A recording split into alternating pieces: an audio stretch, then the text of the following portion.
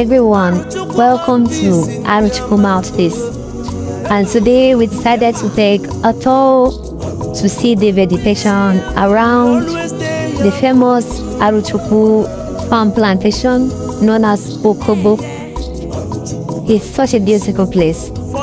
If you have a free time, you should take a walk down to Okobo. It's not too far from Arochukwu. It's a very beautiful place. The road is now tarred, and you can either go by bike or maybe your private car. Just drop around and look at the vegetation. It's so beautiful. Words cannot do justice to what our aircraft saw. It was just a beautiful view. Okobo has been one of the biggest farms that Arochukwu have.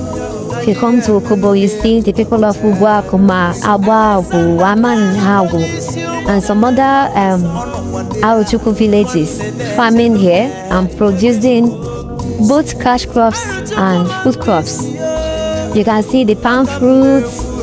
You can see, looking at the video, you can see palm trees. You can also see the plantation, the plantain plantation, as in there's also banana here.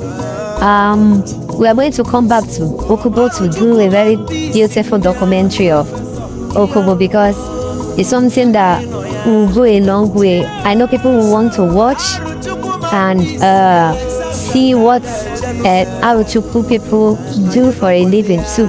Farming is part of the things that Arochukwu people do as occupation. If you look around, you see thatch houses. You don't want to be seeing duplexes in the farm. These are places where people come, farm, and go back to their homes. So it's such a beautiful view. I must say, I and my team were so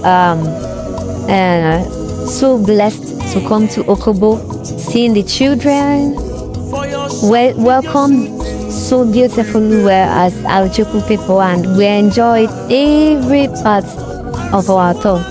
Our aircraft was just capturing a whole lot of views, and we believe that if you watch this video from start to finish,